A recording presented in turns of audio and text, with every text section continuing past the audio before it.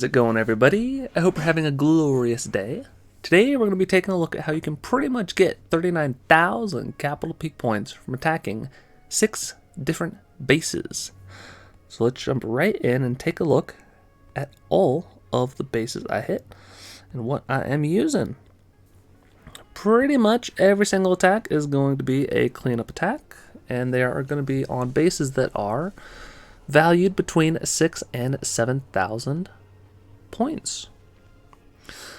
We'll mostly be using this strategy, the ground version of the graveyard spam strategy, bringing in a couple of hogs to help reset defenses whenever possible. And the goal is to try and keep those super wizards alive as long as possible. The longer the super wizards survive, the higher your chances are for clearing the entire base.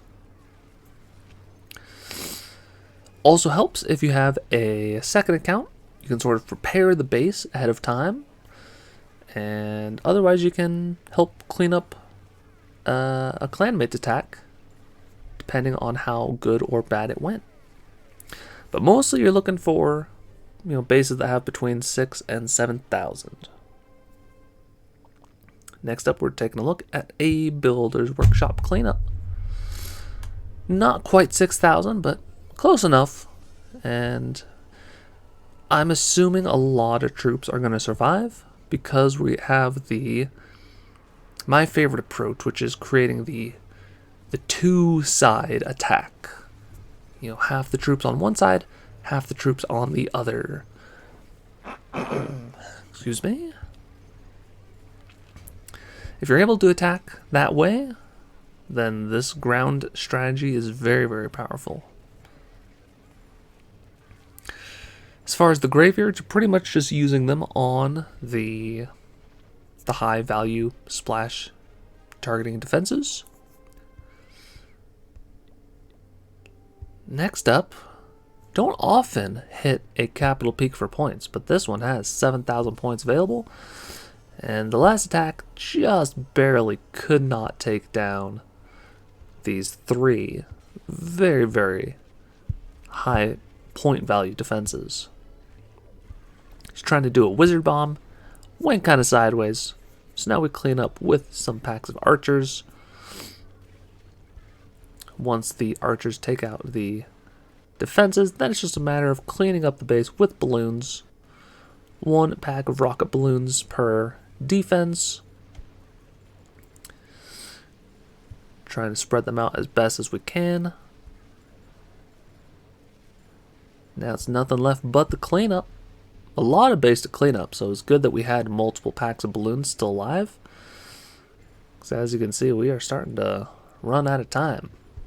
I think we ended, there was like 10 seconds or so left. So the balloons are nice about taking out defenses, but they are also quite slow. So hopefully you're able to speed through the base and not have to worry about it too much. Next up, we are taking a look at a Skeleton Park. Now, Skeleton Park is pretty much the only base I first hit for points, especially when it is my favorite base to hit, which is the basic layout of the Skeleton Park. I've attacked this exact base layout so many times. Highly recommend you use this strategy. 2 P.E.K.K.A.s, 6 hogs, 6 rams, 6 barbarians, and a minion pack. You can bring extra troops if you have the extra space. But if you're using the strategy this way, you can get a lot of points and you can pretty much clear like 65 to like 75% of the base as well. It's kind of crazy. The only real threat is this minion hut in the back. That thing just shreds your P.E.K.K.A.s once it gets locked on. So if you're able to somehow dodge it and other troops get in front, you can even get more points from this base. But attacking the base this way, you should pretty much always get 6,000. And a lot of times you'll get like 6,600, sometimes even 7,000 points from one attack. Next up, we're taking a look at a Balloon Lagoon cleanup attack. Got roughly 6,500 points remaining. All 3 of the rocket artilleries. We even have the really bad back-end rocket artillery. This one I'm not too worried about. I'm going to save 1 pack of hogs to take care of that rocket artillery and help distract. You know, had the other pack fly across the river, take out that rocket artillery. Now the centralized one, it's a little bit of a problem, but since we had the 2 groups, you know, we had a bunch of super wizards survive on this bottom side. Most of them died out on the top side.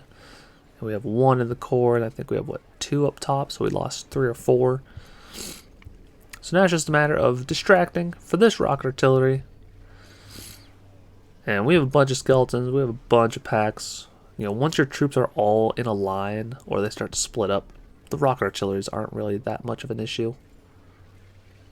And we even got a funny situation where the rocket artillery got super confused. It was trying to target and retarget, and it just couldn't even get the rocket shot off. It's crazy. Last but not least, taking a look at the Barbarian camp cleanup. Got both the rocket artillery still alive, even a very scary level 5 rocket artillery. But we're going in with air, and once those rocket artilleries go down, there's only the air bombs remaining. Here we're going to distract with the minions, sort of. That 1 pack did get 1 shot by the level 5 rocket artillery.